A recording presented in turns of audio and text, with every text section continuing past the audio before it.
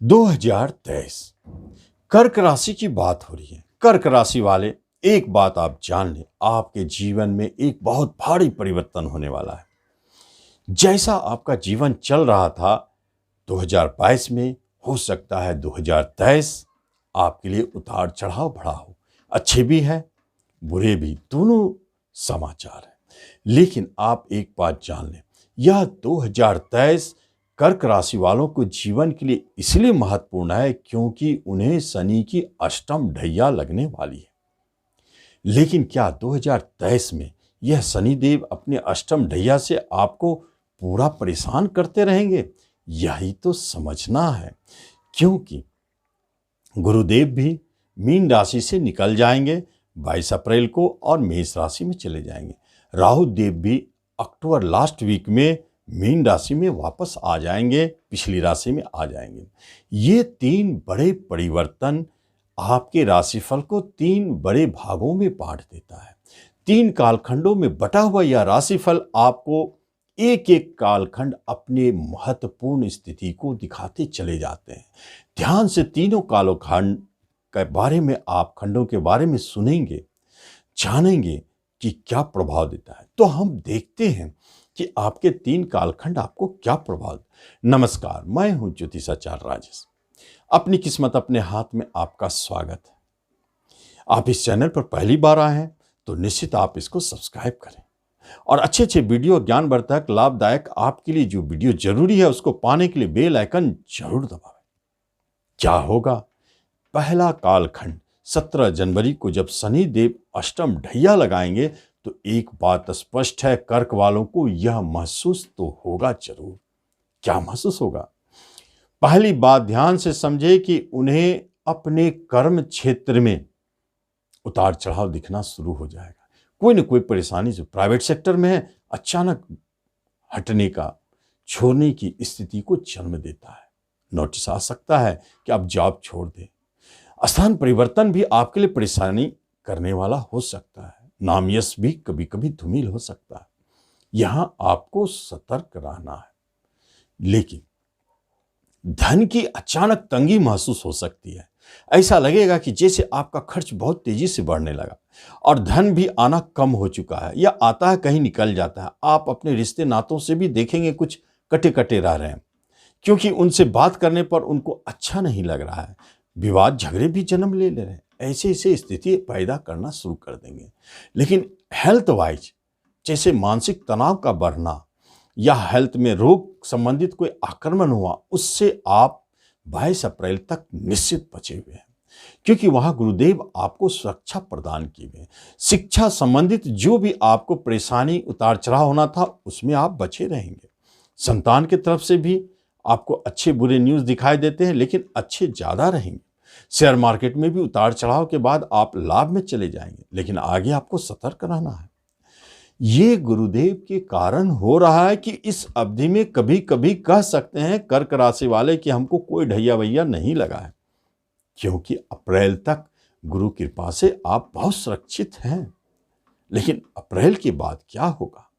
अप्रैल तक तो शनि की ढैया अपने प्रभाव दिखाते जा रहे हैं और गुरुदेव वहां बहुत जगह आपको महत्वपूर्ण जगहों पर बचा रहे हैं। लेकिन अप्रैल के बाद जब गुरुदेव मेष राशि में चले जाएंगे, फिर क्या होगा? यहां आपको सतर्क रहना है, क्योंकि सबसे महत्वपूर्ण जगह आपके जीवन का कर्म है। कर्म स्थान पर राहु देव के साथ गुरुदेव का होना, गुरु चंडाल योग का उत्पत्ति होना और शनिदेव का कर्म स्थान पर दृष्टि पड़ना, आप निश्चित जान ले कर्म के मामले में सतर्क रहे। धोखा, बदनामी, अपयश, पतन होना, आप ऊपर हैं तो नीचे गिरेंगे।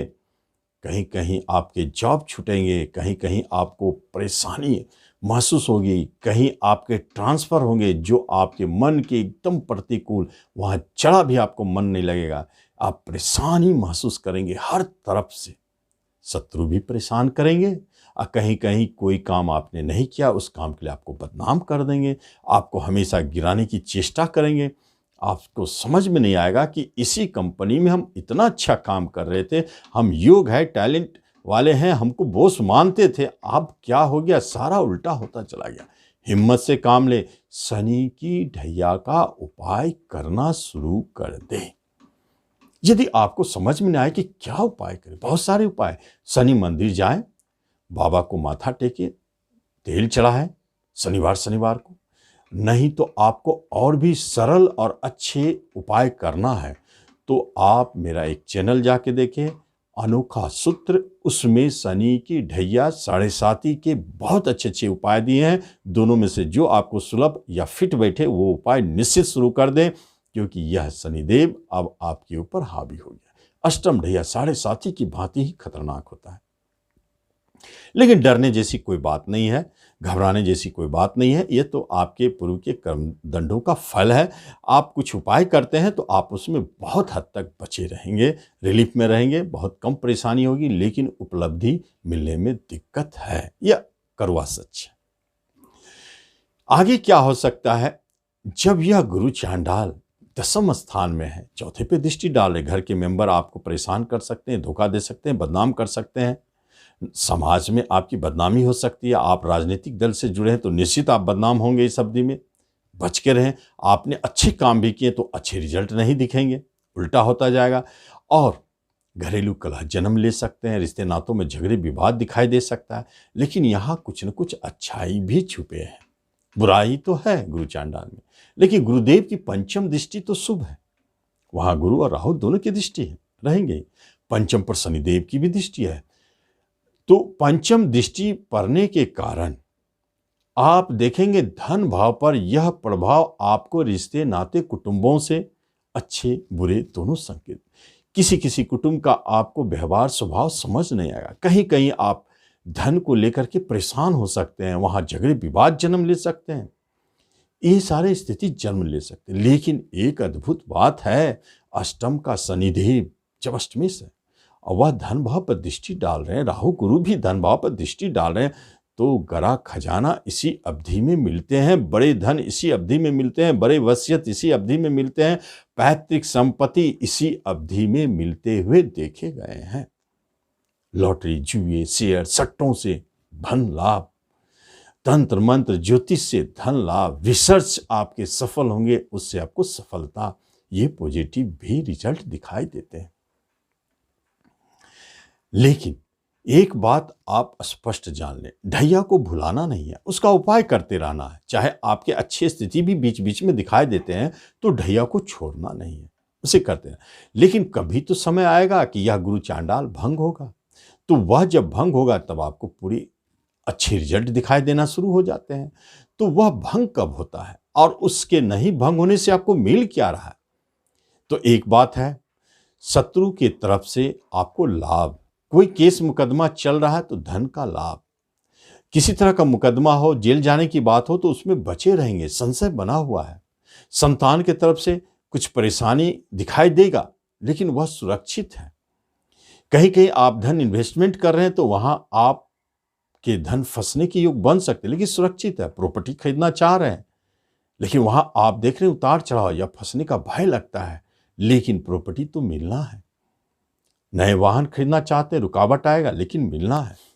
ये तो भी अच्छी स्थिति। लेकिन अब देखें होता क्या है, जब आप अक्टूबर पार करते हैं, नवंबर दिसंबर 2 माह बचते हैं, तब राहुदेव मीन राशि में चले आएंगे, गुरुदेव रह जाएंगे मेष में दसम स्थान में, राहुदेव भाग्य स्थान में और शनिदेव अष्टम स्थान में। तीनों का तीकरी फिर क्या देगा, क्या चमत्कार हो सकता है।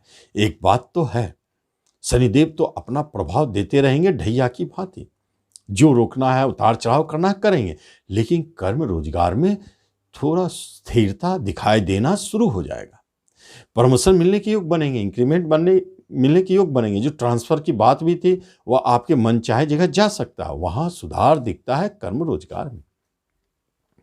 बिजनेस में उतार चढ़ाव हो सकता है, वहां परेशानी है। पार्टनरशिप में परेशानी है, वहां झगड़े विवाद शुरू हो जाएंगे। बिजनेस भी आपका रुकना अटकना शुरू कर देगा। लेकिन ये जो 2 माह की अवधि है, इसमें थोड़ा पिता की तरफ से सावधान रहे, वहां से कुछ परेशानी है। लेकिन बाहर जाने की बात जब हो रही थी तो बाहर जाने के योग बनते हैं। और एजुकेशन शिक्षा में जो पूर्व से ठीक चल रहा था और उसमें जो उतार चढ़ाव शुरू हुई, वह अब आगे तेजी से बढ़ेगा। आपके उस शिक्षा में बाधा उत्पन्न होने लगे। संतान की तरफ से कुछ अशुभ समाचार सुनाई दे सकते हैं। परेशानी हो सकती है, कोई मांगलिक कार्य संतान का रुक सकता है, और जो संतान जन्म ले रहे हैं वहां भी कुछ कष्ट दिखाई देता है। आप शेयर मार्केट में हैं तो यहाँ हानि के प्रबल संकेत है। भूल से शेयर मार्केट में कदम ना रखें, बहुत ही घाटे का योग दिखाई देता है, यहाँ सावधान रहें। प्रेम प्रसंग भी टूटने के कगार पर दिखाई देता है। संदेह आपके प्रेम को तोड़ सकता है। विवाह संबंधित कोई बातचीत हो रही है तो आपके अप्रैल तक ठीक थे, लेकिन अब परेशानी दिखाई देता है। तो यहां सोच समझ कर आपको काम करना है। नवंबर दिसंबर में कोई महत्वपूर्ण कार्य को आपको नहीं करना चाहिए, वहां आप फंस सकते हैं।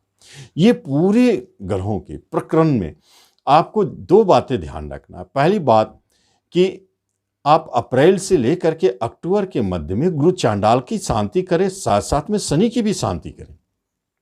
शनि के लिए आपको उपाय बताया है, गुरु चांडाल के लिए आपको समझ में नहीं आता है तो आप उसके बारे में आप अनोखा सूत्र में ही सर्च करें, मिलेगा। नहीं तो आप पका केला गरीब भिखारियों को बांटें। कर्म स्थान में गुरु चांडाल है, आपके कर्म में भारी उतार चढ़ाव परेशानी उत्पन्न कर सकता है। उससे बचने के लिए पका केला गरीब भिखारियों को गुरुवार को काफी मात्रा में बांटें। गुरुजन का सेवा करें। गुरु को कभी धोखा देने की चेष्टा ना करें या गुरु को कभी हर्ट ना करें, नहीं तो आपके ये गुरु चंडाल आप पर भारी पड़ सकता है। तो इस तरह गुरु चंडाल का भी उपाय करें, साढ़े साथी का भी उपाय करें। और नवंबर दिसंबर उसमें सिर्फ साढ़े साथी का उपाय जारी रहेगा, आगे गुरु चंडाल का उपाय बंद कर दें। तो इस तरह आप इस पूरे वर्ष को आसानी से निकाल सकते हैं, अच्छे से निकाल सकते हैं। तो आप इसका लाभ लें। धन्यवाद।